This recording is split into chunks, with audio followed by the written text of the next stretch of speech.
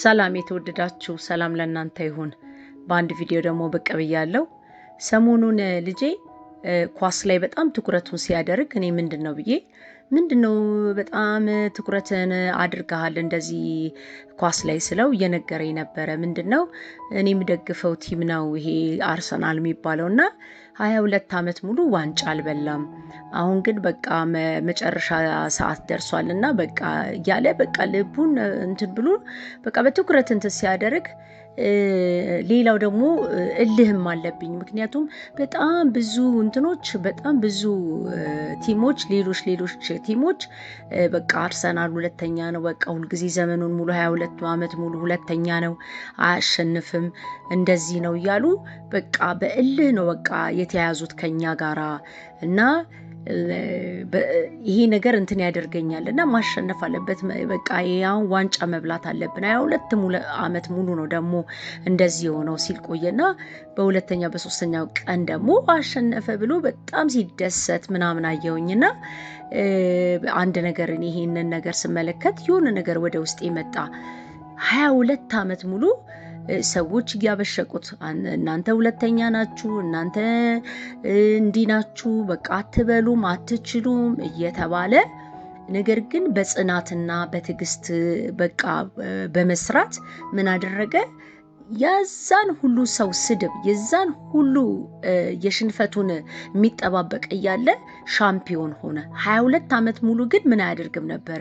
በቃ ሽንፈት ላይ ነበረ ህይወቱ። እና ይህን ስመለከት ወደኛ ህይወት አመጣሁት። ብዙ ጊዜ አይታችሁ ከሆነ ሰዎች ምን ይላሉ? መጀመሪያ ባላወቅንበት ጊዜ እውቀት በሌለን ጊዜ ስንኖር በሽንፈት ህይወት ስንኖር እሱን በመመልከት ሁል ጊዜ ተሸናፊዎች የሚያደርጉ ሰዎች አሉ። በቃ እሷ እኮ አትችልም፣ እሷ እኮ እንደዚህ ናት፣ እሷ እኮ ህይወቷ ድሮ እንደዚህ ነበረ፣ በቃ የእሱ ህይወት እኮ እንደዚህ ነበረ፣ ካለ ውድቀት እኮ በቃ እንደዚህ ነው ብሎ የድሮውን ነው የሚሉት። ይህንን ነገር ውስጣቸውና ነፍሳቸው ላይ ስለተቀመጠ በፍጹም ትልቅ ደረጃ ትደርሳለች፣ ትልቅ ደረጃ ይደርሳል፣ ሻምፒዮን ይሆናል፣ አሸናፊ ይሆናል፣ ዋንጫውን ይበላል፣ ትልቅ ደረጃ ይደርሳል አይልም። ብዙ ሰው ሁኔታም የሚታየውን ሁኔታ ብቻ አይተው ነው ሰዎች የሚናገሩት።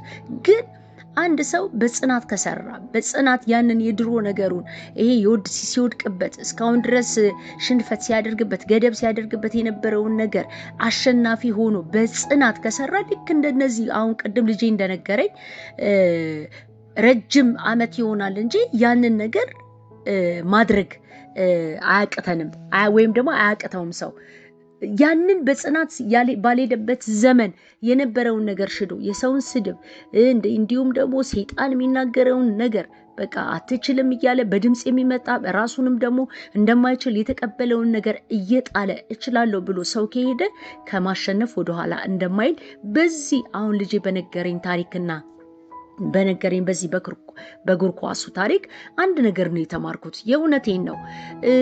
ስንመላለስ ብዙ ቻሌንጆች ይኖራሉ፣ ብዙ የህይወት ውጣ ውረድ ይኖራሉ። እኛ ራሳችን በቃ የተቀበልነው ረጅም ዓመት ከማህበረሰቡም ከቤተሰቦቻችን ይዘን የመጣ ነው አንችልም የሚል መንፈስ በውስጣችን ላይ ተቀምጦ ዘመናችንን ሙሉ እስረኛ አድርጎ ሊሆን ይችላል። ግን አይናችን ከተከፈተ እግዚአብሔርን ከያዝን በፍጹም ዘመን ይቆጥራል እንጂ 22 ዓመት ሊሆን ይችላል፣ 30 ዓመት ሊሆን ይችላል፣ 13 ዓመት ሊሆን ይችላል።